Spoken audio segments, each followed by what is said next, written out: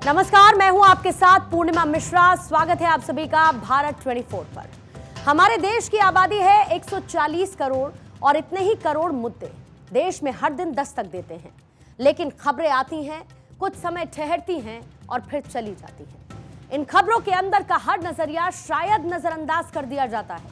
और ऐसे में चलिए जानकारी का सूखा दूर करते हैं, खबर की गहराई में उतरते हैं और 9 PM स्पेशल की शुरुआत करते हैं, जिसमें आज 140 करोड़ भारतवासियों की आंखों में खुशी के आंसू हैं, क्योंकि आज उन्होंने अपने राम को अपनी आंखों से देखा है। लेकिन कोई है जो बहुत दुखी है, वहीं हमारा पड़ोसी पाकिस्तान। रामलला का इंतजार सदियों से घंटों में क्या सिमटा, पाकिस्तान के दिल में दर्द हो उठा। और इस दर्द दिल का डिजिटल ड्रामा आपको समझाने वाले हैं। साथ ही बात विपक्ष के बीच जारी कंफ्यूजन की भी करेंगे। गठबंधन को लेकर कभी हां कभी ना के पीछे छिपी मजबूरियों की, और साथ ही भारत में विपक्षी गठबंधन की कभी खुशी कभी गम स्टोरी की भी बात होगी।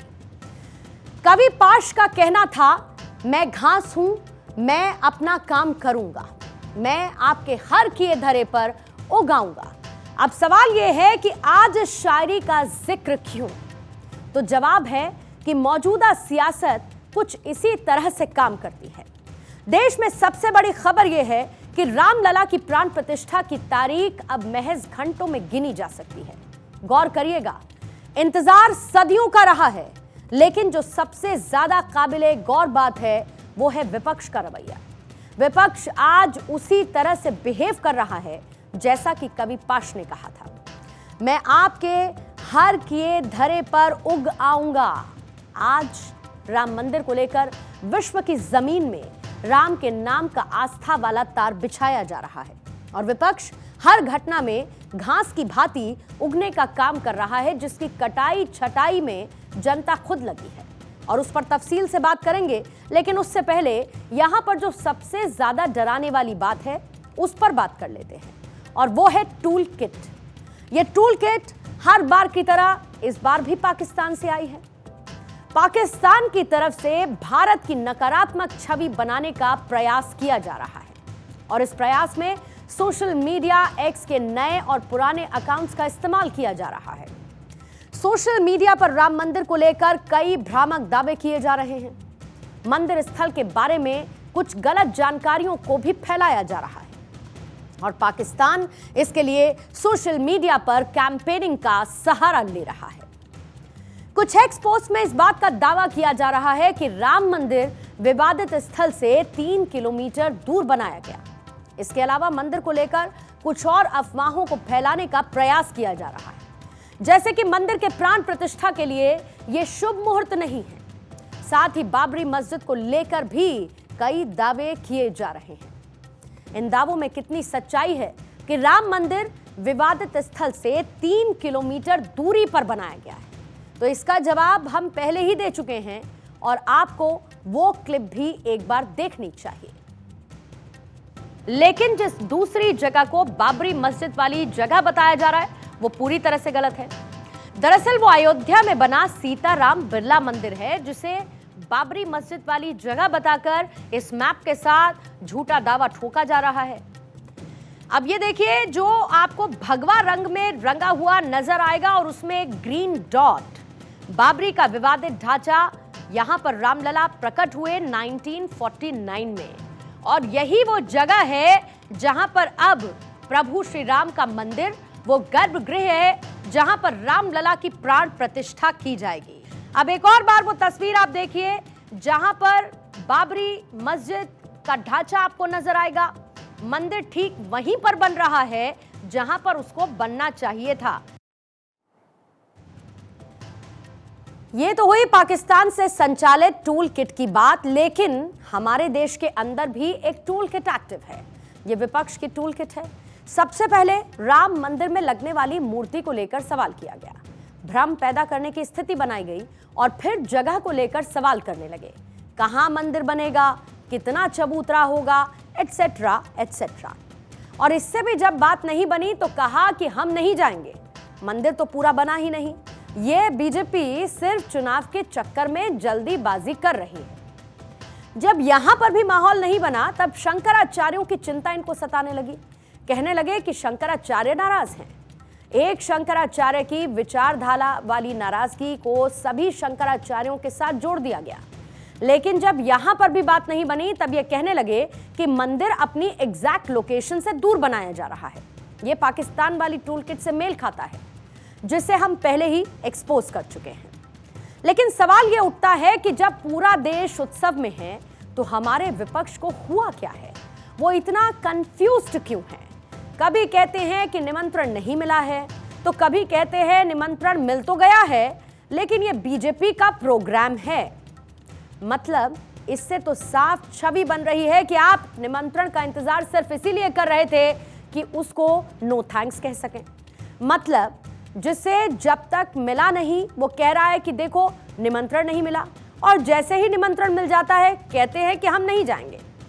मतलब ये है कि अगर आपको नहीं जाना तो पहले से ही क्लैरिटी रखिए ना, अपनी बात को सामने खुलकर कहिए। हालांकि जैसे ही विपक्ष की बैक स्टोरी पर नजर डालते हैं, तो उनकी नर्वसनेस के पॉइंटर्स क्लियर हो जाते हैं। उन पॉइंटर्स को आप भी समझिए। इंडिया गठबंधन में शामिल अधिकतर पार्टियां मुस्लिम तुष्टीकरण के लिए खुद को राम मंदिर आंदोलन से दूर रखती आई हैं। आरजेडी और समाजवादी पार्टी की सरकारों ने राम मंदिर आंदोलन के खिलाफ अपने कठोर एक्शन के चलते इतिहास में अपना नाम दर्ज करवा लिया है।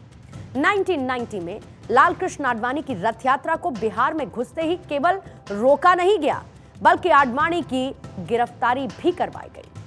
बिहार के तत्कालीन मुख्यमंत्री लालू प्रसाद यादव मुस्लिम वोटर्स के बीच ऐसे हीरो बने कि आज भी अल्पसंख्यकों का वोट आरजेडी को ही जाता है। यूपी में 1990 में ही अयोध्या में कार सेवकों पर गोली चलवाकर आंदोलन को जबरन दबाने का श्रेय यूपी के तत्कालीन सीएम मुलायम सिंह यादव ले चुके हैं। नरसिम्हा राव की सरकार के बाद कांग्रेस हमेशा से राम मंदिर से दूर रही, और एक वक्त ऐसा भी आया जब कांग्रेस पार्टी में राम का नाम लेना भी गुनाह हो गया था। और तो और कांग्रेस के नेताओं ने राम के अस्तित्व को ही काल्पनिक बता दिया था। और आइए इसी के साथ अब आते हैं अपनी अगली खबर की तरफ। अगले लोकसभा चुनाव के लिए सभी पार्टियों को किसी न किसी तरह के गठबंधन की जरूरत है, चाहे वो दुनिया की सबसे बड़ी पार्टी बीजेपी हो या फिर देश की सबसे पुरानी पार्टी कांग्रेस हो, चाहे वो सबसे नई बनी आम आदमी पार्टी हो या फिर सुदूर दक्षिण की कोई छोटी पार्टी। सबको गठबंधन करना है, क्योंकि उसके बगैर किसी की कोई हैसियत नहीं बचेगी। असल में अगला चुनाव पूरी तरह से आमने सामने का चुनाव होगा, जिसमें एक तरफ जहां पर बीजेपी होगी और दूसरी तरफ कांग्रेस होगी। ये राजनीतिक लड़ाई के साथ विचारधारा की लड़ाई भी होगी, और इसीलिए हर पार्टी को अपना पक्ष चुन लेना है। पक्ष चुनने का यह काम विचारधारा के आधार पर होगा, और साथ ही राजनीतिक लाभ हानि के आधार पर भी होगा। के चंद्रशेखर राव की भारत राष्ट्र समिति और जगन मोहन रेड्डी की वाईएसआर कांग्रेस अपवाद की तरह है, लेकिन उनको भी चुनाव आते आते गठबंधन नहीं तो पर्दे के पीछे से सीटों का एडजस्टमेंट करना होगा। ममता बनर्जी भी गठबंधन या फिर परोक्ष रूप से सीट एडजस्टमेंट के विकल्प के बीच कहीं झूलती सी नजर आती है। विपक्षी गठबंधन इंडिया की दो पार्टियों की कहानी सबसे दिलचस्प है। कांग्रेस नहीं चाहती कि आम आदमी पार्टी से तालमेल हो, और दूसरी ओर समाजवादी पार्टी नहीं चाहती थी कि कांग्रेस के साथ गठबंधन हो। लेकिन आपको लेकर कांग्रेस ने अपनी सोच को बदला, तो कांग्रेस के बारे में समाजवादी पार्टी की धारणा भी बदली है। और इसका नतीजा यह है कि तीनों ही पार्टियां सीट बंटवारे पर बात कर रही हैं, और इनके बीच सीट शेयरिंग का फॉर्मूला बन जाएगा, इस पर अभी संशय जरूर है। असल में कांग्रेस का विकल्प बनने की राजनीति कर रही आम आदमी पार्टी को यह समझ में आ रहा है कि अगर इस बार भी लोकसभा चुनाव में उसका प्रदर्शन सुधरा नहीं, तो उसके विकास की संभावना समाप्त नहीं होगी, तो कमजोर जरूर हो जाएगी। गौरतलब है कि पार्टी के गठन के बाद आम आदमी पार्टी ने साल 2014 और 2019 का लोकसभा चुनाव लड़ा था। 2014 में उसे 4 और 2019 में सिर्फ 1 सीट मिली थी। लगातार तीसरे चुनाव में अगर इसी तरह का प्रदर्शन रहा, तो अरविंद केजरीवाल की राष्ट्रीय महत्वाकांक्षा पर ब्रेक लग जाएगा। साथ ही दिल्ली और पंजाब से बाहर नए राज्यों में पैर फैलाने की संभावना भी खत्म हो जाएगी। तो दूसरी ओर कांग्रेस को अंदाजा है कि आम आदमी पार्टी के साथ जाने से उसको लॉन्ग रन में नुकसान हो सकता है। फिर भी वो तालमेल इसीलिए कर रही है क्योंकि उसको ये पता है कि अरविंद केजरीवाल जीते भले नहीं, लेकिन कुछ राज्यों में कांग्रेस को भी नहीं जीतने देंगे। अगर दोनों ही अलग अलग लड़ते हैं तो दिल्ली और पंजाब की सभी 20 सीटें गंवा सकते हैं। ध्यान रहे कि पिछली बार पंजाब में आम आदमी पार्टी को 7.5% के करीब वोट आया था, लेकिन उस समय वो राज्य की मुख्य विपक्षी पार्टी थी। अभी पंजाब में 92 विधायकों के साथ उसकी सरकार है और इसीलिए निश्चित रूप से उसका वोट बढ़ेगा और उसका बड़ा नुकसान लार्जर पर्सपेक्टिव में कांग्रेस को होगा। पिछली बार 8 सीट जीतने वाली कांग्रेस एक भी सीट नहीं जीत पाएगी और जैसे दिल्ली में 2 बार से हो रहा है, यह इसका एक बड़ा उदाहरण है। पिछली बार दिल्ली में कांग्रेस को 22% और आम आदमी पार्टी को 18% वोट आया था और इस बार भी ऐसी ही स्थिति रही तो दोनों में से किसी को एक भी सीट नहीं मिलेगी। गोवा और इधर गुजरात में आम आदमी पार्टी ऐसी स्थिति पैदा कर सकती है और हरियाणा में भी केजरीवाल कांग्रेस को नुकसान पहुंचा सकते हैं और इसीलिए इन 5 राज्यों में दोनों ही पार्टियां तालमेल करने की कोशिश कर रही हैं, लेकिन गाहे बगाहे दोनों तरफ से इस तरह की जुबानी जंग छिड़ जाती है जिससे लगता है कि सब पर पानी फिर चुका है।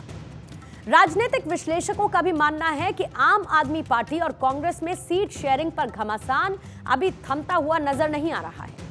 समाजवादी पार्टी इस बार कांग्रेस से दूरी बनाए हुए थी और उसको यह लग रहा था कि जिस तरीके से 2022 के विधानसभा चुनाव में पार्टी ने गठबंधन करके 125 सीटें जीती थी, उसी तरीके से लोकसभा में भी जीत जाएंगी। लेकिन हिंदी पट्टी के 3 राज्यों में बीजेपी की बड़ी जीत के बाद समाजवादी पार्टी को इस बात का एहसास हुआ कि अकेले बीजेपी को हराना मुश्किल होगा। दूसरी ओर कांग्रेस को भले ही उत्तर प्रदेश विधानसभा चुनाव में 2.5% वोट आया था, लेकिन लोकसभा में उसका वोट प्रतिशत बढ़ सकता है क्योंकि राष्ट्रीय चुनाव में सेकुलर मतदाताओं की पहली पसंद कांग्रेस होती है और तभी समाजवादी पार्टी ने जिद छोड़ी है, तालमेल की बात हो रही है और कांग्रेस की जो पुरानी सहयोगी पार्टियां हैं जैसे कि आरजेडी, जेएम, एनसीपी, डीएमके आदि, उनके साथ तालमेल में कोई समस्या नहीं आएगी। नए सहयोगियों में शिवसेना, उद्धव ठाकरे गुट का उनके साथ तालमेल की जरूरत का एहसास है और इसीलिए वो कांग्रेस से गठबंधन की बात कर रही है। लेकिन समाजवादी पार्टी और कांग्रेस की सीट शेयरिंग पर घमासान जारी है और दोनों ही तरफ से कोई झुकने के लिए तैयार नहीं है। इधर दोनों ही तरफ से जुबानी तीर भी चलते हैं जिससे बनती हुई बात फिर से बिगड़ने जैसी नजर आती है।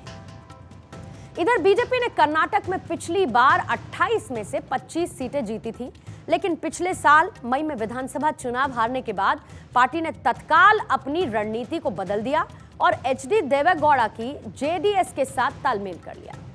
प्रधानमंत्री नरेंद्र मोदी ने देवेगौड़ा की पार्टी से तालमेल किया और उनके परिवार के साथ फोटो खिंचवाकर कर्नाटक की राजनीति में एक बड़ा मैसेज दिया। पंजाब में बीजेपी कई दशकों से लोकसभा चुनाव अकेले नहीं लड़ी है। पिछली बार भी वो अकाली दल के साथ लड़ी थी और 2 सीटों पर उसे जीत मिली थी। इन 2 सीटों को बचाने के लिए बीजेपी को अकाली दल की जरूरत महसूस हो रही है और तभी दोनों ही पार्टियों के बीच तालमेल की बात चल रही है। इधर महाराष्ट्र में बीजेपी ने शिवसेना को तोड़कर एकनाथ शिंदे को मुख्यमंत्री जरूर बना दिया, लेकिन यह बीजेपी जानती है कि सिर्फ शिंदे से काम नहीं चलेगा और यही वजह है कि उसने शरद पवार की पार्टी एनसीपी भी तोड़ी और अजित पवार को उप मुख्यमंत्री बना दिया। बीजेपी बिहार में लोक जनशक्ति पार्टी, रामविलास, राष्ट्रीय लोक जनशक्ति पार्टी, राष्ट्रीय लोक जनता दल और हिंदुस्तान आवाम मोर्चा से तालमेल किए है और फिर यह चाहती है कि किसी तरह से नीतीश कुमार एनडीए में वापस लौटे। वो नीतीश के अलावा विकासशील इंसान पार्टी के संपर्क में भी है, यानी कि कांग्रेस की 6 पार्टियों वाले गठबंधन के मुकाबले 5-6 पार्टियों का गठबंधन बनाना है और विपक्षी गठबंधन के मुकाबले बीजेपी स्मार्ट प्ले करती है और सफल होती है। इधर उत्तर प्रदेश में जहां पर अयोध्या में राम मंदिर का उद्घाटन होना है, वहां पर भी बीजेपी अपना दल सुहेल देव भारतीय समाज पार्टी और निषाद पार्टी से तालमेल किए हुए है, लेकिन रालोद के साथ तालमेल की संभावना देखी जा रही है। तो आंध्र प्रदेश में टीडीपी और जन सेना पार्टी के साथ तालमेल की बात कर रही है, जो तमिलनाडु में डीएमके व अन्ना डीएमके से बची पार्टियों के संपर्क में भी है। एक तरफ विपक्ष का 26 पार्टियों का गठबंधन बना, तो बीजेपी ने 38 पार्टियों की बैठक बुलाकर यह दिखा दिया कि उसके पास भी गठबंधन सहयोगियों की कमी नहीं है। इससे भी जाहिर होता है कि सबको एक गठबंधन की जरूरत है। दरअसल बहुमत तो बीजेपी को ही मिल जाता है, लेकिन फिर भी बीजेपी सहयोगियों को पूरी तरह से साथ लेकर चलती है और साथ ही निभाती भी है। बीजेपी की यही मेहनत विपक्ष पर भारी पड़ती है और पिछले सारे रिकॉर्ड टूट जाते हैं। विपक्ष जो सोचता है उससे पहले मोदी, शाह उसको शुरू कर चुके होते हैं और यही सब कुछ गठबंधन की राजनीति में भी देखने को मिलता है।